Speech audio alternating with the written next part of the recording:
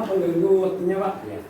Ini saya ada tugas Pak dari penggerak angkatan 19 terkait tentang masalah mewawancarai kepala sekolah atau pimpinan kepala sekolah tentang masalah dilema etika. Bisa apa? Boleh saya mewawancari Pak ya? Ya, siap. Ya, ini terkait dengan dilema etika. Dilema etika itu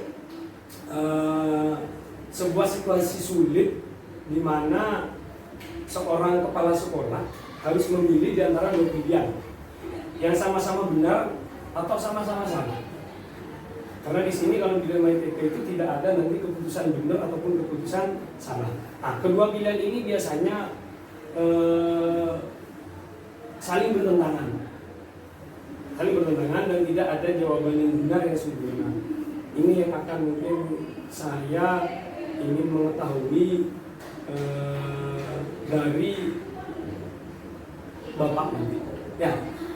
Begini Pak Irfan, dari pengalaman saya yang begini. Saya selaku pimpinan di sekolah, tentunya saya dibantu oleh para wakil. Di sana di sekolah ini saya dibantu oleh wakil kesiswaan yang pertama wakil humas, wakil kurikulum dan wakil sarana.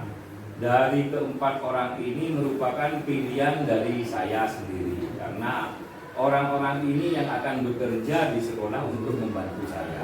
Karena tidak mungkin saya pribadi selaku kepala sekolah menangani lingkungan sekolah yang sangat besar itu tanpa dibantu oleh teman-teman ini. Kadangkala ada permasalahan-permasalahan yang timbul itu munculnya dari kesiswaan sesuai dengan tugasnya karena dia akan menangani tentang kesiswaan. Tentunya permasalahan-permasalahan itu dikomunikasikan dengan saya selaku pimpinan. Misalkan kemarin ini ada kejadian di sekolah kami, Pak Irfan. Kejadiannya seperti ini. Anak ini punya masalah yang sangat unik sekali untuk dibahas untuk mengambil keputusan. Hal ini berkaitan dengan ada dua siswa kami yang melanggar karena bolos, dan bolosnya itu bukan sekedar bolos biasa. Bolosnya itu sampai mengajak anak di sekolah lain, sehingga ini berpengaruh ke dua belah pihak atau dua lembaga, sehingga kami terpaksa dihubungi oleh lembaga itu bahwa anak tersebut siswa kami ada di sekolah ini. Saya selaku pimpinan kepala sekolah menugaskan kepada wakil kesiswaan saya untuk menjemput dan menjembatani permasalahan itu. Jadi, Pak ya, cara apa bagaimana Bapak mengidentifikasi kasusnya? Berarti laporan dari kesiswaan Pak ya? Ya, jadi seperti ini. Kesiswaan melaporkan ke saya menindaklanjuti bahwa anak itu supaya dijemput dan kita fasilitasi permasalahan itu di sekolah. Oh, seperti itu Pak. Itu mengidentifikasinya Ya. Kalau Pak, ini bagaimana Bapak menjalankan pengambilan keputusan di sekolah Bapak, terutama untuk kasus yang tadi itu Pak? Ya, ini gimana? Ini anak itu sudah dikembalikan ke sekolah, ya. Kita tahu titik permasalahannya, ya. Dan permasalahan itu saya anggap permasalahannya sangat berat, karena menyangkut kedua belah pihak dan anak itu tidak jujur ke pihak yang lain, tentunya ke pihak kita juga tidak jujur seperti itu. Saya kumpulkan teman-teman semuanya, Pak dari Waka, semua Waka saya kumpulkan, BP saya kumpulkan, wali kelas saya kumpulkan. Tanpa ada anak itu. Ya. Setelah itu saya minta masukan dari BP bagaimana pendapat tentang anak ini, kesehariannya bagaimana, dari wali kelas juga bagaimana. Setelah itu dari para wakil.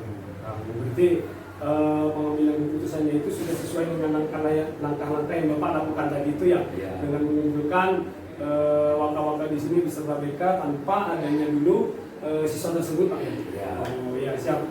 Begini Pak, yang berikutnya hal apa saja yang selama ini dianggap efektif Pak menurut Bapak dalam pengambilan keputusan keputusan pada kasus terutama yang tadi, yang dianggap efektif bagaimana ini Pak, menurut Bapak? Ini kita berlanjut saja pada permasalahan itu. Ya, siap. Ya, betul. Nah, permasalahan itu berlanjut. Saya dengan tegas mengambil keputusan di situ. Ya. Saya harus di antara dua pilihan yang saya pikirkan, dia berhenti atau saya skorsing. Dikembalikan orang tua Pak? Dikembalikan ke orang tua. Namun secara pribadi maupun dari teman-teman, karena melihat dari data yang dikumpulkan guru BP dan wali kelas, jejak rekamnya masih bagus, jadi saya ambil untuk di skorsing. Skorsing Pak, Ya. Skorsingnya di mana Pak? Apa di rumah atau di mana Pak? Untuk skorsing sekarang Mas Irfan. Ya. Untuk skorsing itu kalau kita memberikan skorsing di rumah, saya kira tidak akan ada titik jera atau efektivitas untuk pembentukan karakter akhlak anak. Makanya saya kerjasama dengan Wakahumas pada detik itu, saya menugaskan Wakahumas untuk mencari pondok di sekitar sekolah. Setelah terjadi kesepakatan Wakahumas dengan pondok untuk kerjasama, saya selaku kepala sekolah langsung memutuskan kepada teman-teman yang hadir di situ bahwa anak ini akan diskorsing dan akan ditaruh di pondok selama 2 minggu. Langkah berikutnya, saya menyuruh pihak BP untuk memanggil orang tua dan keesokan harinya saya komunikasi dengan orang tua. Seandainya orang tua tidak mau dengan keputusan itu, saya akan mengembalikan anak itu ke orang tua. Mungkin dari yang selanjutnya ini ada pertanyaan, mungkin ini menarik juga Pak. Adakah tantangan Pak dalam pengambilan keputusan itu? Pada saat Bapak tadi kan ada 2 keputusan yang dilema Pak, yang antara skorsing dengan apakah ada tantangan di situ Pak? Mungkin Pak tantangannya. Tantangan pasti ada Pak Irfan. Ya. Dari dari skorsing waka kesiswaan, ya, ini merupakan nilai skorsing yang sudah besar dan bisa dikeluarkan. Ya. Namun dari catatan BK maupun wali kelas, jejaknya itu bagus karena dalam 1 semester kemarin ini alpanya tidak ada, cuma sakit 2. Seperti itu. Ya, siap Pak. Mungkin yang berikutnya ini, apakah Bapak memiliki jadwal tertentu dalam menyelesaikan kasus seperti yang tadi Bapak sampaikan itu? Apakah langsung diselesaikan di tempat? Apa diselesaikan dijadwalkan? Apakah ada prosedurnya? Kita melihat situasinya. Pak. Kasus itu kasus yang intern dan harus diselesaikan secepat mungkin atau kita bisa menundanya. Jadi itu formalitas saja Pak ya, tergantung kasusnya Pak ya. Kalau memang saja. Emergensi ya secara otomatis harus diselesaikan, bisa saja di tempat Pak. Ya. Dan yang berikutnya ini Pak, adakah seseorang atau faktor-faktor yang selama ini mempermudah atau membantu Bapak dalam pengambilan keputusan yang dilema etika ini? Mungkin ada yang membantu seseorang membantu Bapak atau faktor-faktor yang mempermudah? Mungkin ada. Ya begini, untuk hal seperti itu kita harus ada komunikasi yang baik di antara elemen-elemen sekolah, tentunya dengan para waka. Sekaligus saya juga melibatkan BP dan melibatkan ada seksi keagamaan di sana. Saya ingin menanamkan akhlak-akhlak kepada siswa supaya ini akan berlangsung di kemudian hari. Dan hal ini juga terpersip di pikiran saya Pak Irfan, karena memang kondisi yang sekarang ini untuk karakter siswa itu masih lemah. Rencananya nanti pada tiap awal tahun saya akan mengadakan pembinaan karakter yang akan bekerja sama dengan pondok pesantren demi kemajuan sekolah kita ini. Berarti yang mempermudah itu contohnya tadi adalah yang bisa diajak kerjasama adalah pondok pesantren terdekat dengan kita untuk dilakukan kerjasama untuk membantu mempermudah menangani kasus-kasus yang termasuk dilema etika khususnya yang berkaitan tentang karakter itu Pak. Berarti alhamdulillah kalau memang ada seperti itu berarti dalam pemecahan masalah itu insya Allah tidak terbebani banyak dengan Bapak dan negeri ya. Ini yang terakhir Pak ya. Dari tadi yang sudah saya tanyakan ke Bapak yang sudah disampaikan ke saya, mungkin ada pembelajaran yang dapat Bapak petik seperti itu. Apa kira-kira pembelajaran yang mungkin Bapak bisa ambil dari percakapan ini? Begini, hal-hal yang bisa dipetik dari saya cuma bisa memberikan inspirasi saja kepada teman-teman maupun yang lain. Kesalahan anak satu kali jangan dibuat menghancurkan kebaikan anak dalam beberapa tahun yang sudah berlalu. Jadi kita harus saling menghargai permasalahan-permasalahan itu. Ya, siap. Terima kasih Pak waktunya. Semoga sekolah yang dipimpin Bapak atau sekolah saya dan Bapak, karena saya juga ada di sini, semoga dalam penanganan kasus-kasus terutama dalam dilema ini kita tetap menggunakan nilai-nilai kebajikan, menggunakan paradigma dalam pengambilan keputusan yang sudah diterapkan oleh pemerintah seperti itu Pak. Terima kasih atas waktunya Pak. Semoga bermanfaat untuk saya dan semoga juga bermanfaat untuk Bapak. Ya. Terima kasih Pak. Ya, Assalamualaikum. Waalaikumsalam warahmatullahi wabarakatuh. Assalamualaikum Bu Magid. Waalaikumsalam Pak Irfan. Mohon maaf mengganggu waktu Ibu ya. Gak apa-apa. Ya, saya dari ini Bu. Saya dari SMK Negeri 1 Besian. Calon guru penggerak angkatan 11 ditugaskan untuk mewawancarai pimpinan atau kepala sekolah, 2 kepala sekolah. Yang pertama adalah kepala sekolah saya pribadi SMK Negeri 1 Besian dan kepala sekolah lain. Ibu selaku kepala sekolah SMA Negeri 1 Pak. Oh, SMA Negeri 1 Bendungawu gitu ya. Nah ini tugasnya saya disuruh mewawancarai kepala sekolah tentang masalah dilema etika ini. Ya, mungkin dilema etika itu adalah sebuah situasi sulit di mana ibu harus memilih nanti sebuah keputusan yang benar atau salah, dan itu bertentangan. Nah, kira-kira nanti menurut ibu keputusannya yang tepat itu bagaimana? Ya, mungkin yang pertama ini Bu ya, yang saya tanyakan Bu, bagaimana ibu mengidentifikasi kasus yang merupakan sebuah dilema etika? Cara identifikasinya ibu itu bagaimana? Baik, kita itu kalau lihat masalah di sekolah itu biasanya kita itu melihat kasusnya dulu. Kita lihat kasusnya dulu. Kemudian kasusnya ini dia itu hukum atau moral. Oh ya. Artinya begini Pak, kalau umpamanya kasusnya itu benar melawan salah udah jelas bahwa itu adalah hukum.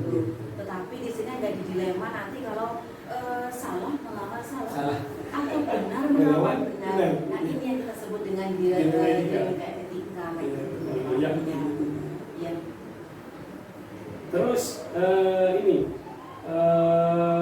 yang kedua Ibu, bagaimana Ibu itu menjalankan pengambilan keputusan di sekolah jika kasus itu dilema etika sama-sama benar? Seperti itu, gimana kira-kira ibu dalam menjalankan pengambilan keputusan tapi tidak terlepas dari nilai-nilai kebajikannya? Gimana kira-kira?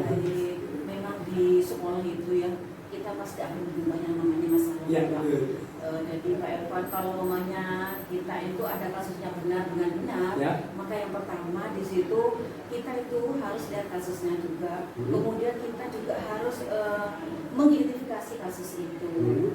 Kemudian setelah itu kita mencari solusi alternatif bersama dengan warga sekolah, dengan warga sekolah tentunya. Dan kita juga mencari informasi ke orang-orang terdekat dengan masalah itu.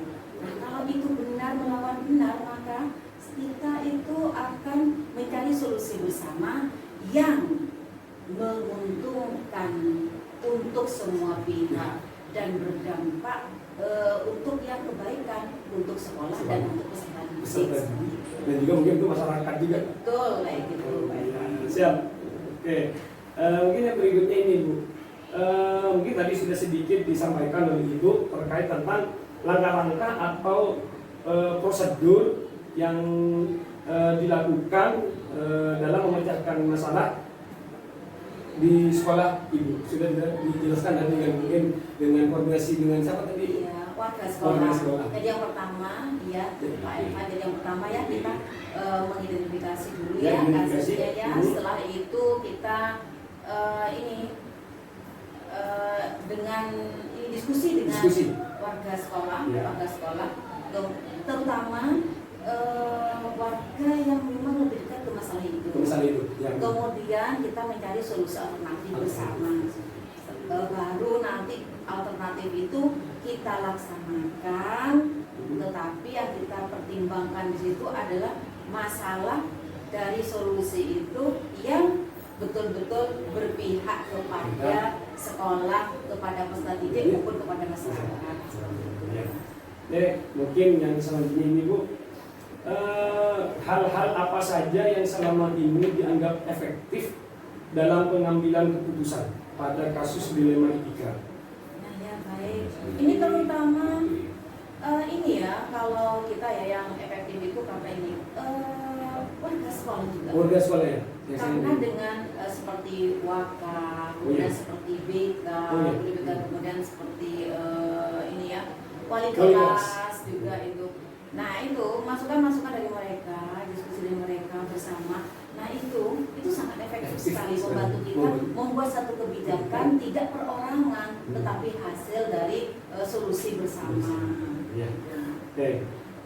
Yang selanjutnya Bu, kan tadi kan sudah yang efektif itu dengan melibatkan semua warga sekolah, mulai dari BKA, wali kelas, juga mungkin dengan wakil kepala sekolah, seperti itu.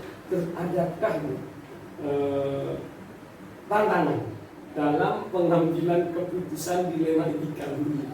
Tantangan gitu. Nah ini benar, tantangan itu pasti ada tantangan pasti ada. Salah satunya tidak semua tidak semua warga sekolah yang kita kenal itu juga akan mendukung apa yang menjadi keputusan bersama kita. Kemudian kita juga tahu bahwa solusi yang kita ambil itu tidak harus semuanya untuk menguntungkan salah satu pihak, tetapi harus yang bisa menguntungkan untuk semua pihak. Jadi kendalanya seperti itu mungkin Pak Irfan. Siap. Ini, apakah Ibu memiliki jadwal tertentu dalam menyelesaikan kasus dilema etika, menyelesaikan di tempat, atau memiliki jadwal untuk menyelesaikan, atau prosedur yang dijalankan? Intinya, kalau ada sebuah kasus dilema etika itu, apakah sudah terjadwal dalam penyelesaiannya, apakah tidak, atau diselesaikan di tempat bagaimana? Ya, dari Pak Irfan ya. Kalau kita untuk menyelesaikan masalah itu, yang pertama saya biasanya melihat itu ringan atau tidaknya masalah itu. Ya, kasusnya dulu. Kalau kasusnya itu ringan, saya kira ringan dan tidak berdampak, maka bisa kita selesaikan waktu itu juga. Tetapi kalau masalahnya itu berat, maka seperti yang Mbak Esa sebutkan tadi, jadi ada langkah-langkah yang harus kita lakukan dulu, identifikasi dulu, kemudian pendukungnya, ya, kemudian diskusi, baru kita mencari alternatifnya. Seperti itu, Pak. Siap. Oke. Nih, yang berikutnya Bu, adakah seseorang atau faktor-faktor mungkin dari dalam sekolah ataupun dari luar Bu yang selama ini mempermudah atau membantu Ibu dalam mengambil keputusan dilema etika, atau seseorang atau faktor-faktor di dalam atau faktor di luar mungkin ada yang mempermudah? Baik, ini yang terutama yang paling membantu kita di situ waka-waka kita. Yang kemudian begal, yang pasti kita ajak itu kalau ada masalah pasti kita ajak, kemudian wali kelas, hampir semua warga sekolah itu adalah yang mempermudah kita untuk menyelesaikan dilema etika yang ada di sekolah kita. Mungkin ini yang terakhir Bu ya, dari yang tadi anggap wawancara percakapan dari awal sampai akhir tadi itu yang sudah saya tanyakan dan Ibu sampaikan, pembelajaran apa yang dapat Ibu petik ya dalam pengambilan keputusan dilema etika? Apa? Ya, baik Pak Ervan, yang bisa saya ambil dari ini ya, proses dari dilema etika ini tadi untuk pengambilan solusinya juga, yaitu bahwa kita bisa mengambil kebijakan itu sesuai dengan prosedurnya dan itu berdampak untuk semua, artinya berdampak positif untuk peserta didik, untuk sekolah maupun untuk masyarakat. Ya. Itu mungkin Pak Ervan. Ya.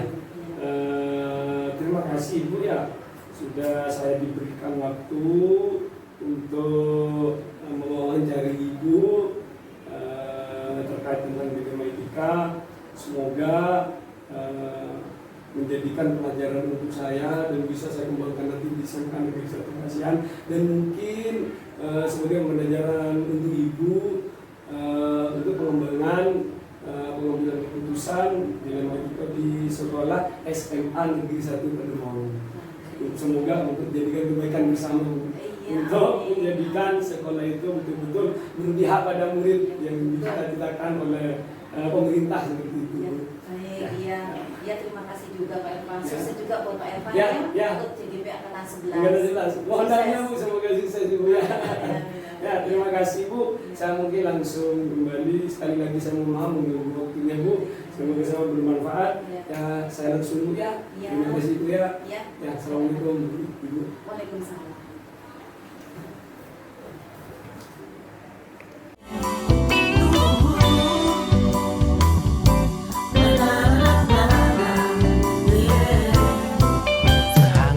Mentari secerah sang pelangi, sambutlah kami sang pengubah negeri. Guru bergerak pasti berbagi dan mengabdi, religi dan mandiri, solusi untuk negeri. Bergerak cerdaskan bangsa, gotong royong dalam satu irama. Merdeka belajar siswa, cerdas dan berkarakter Pancasila.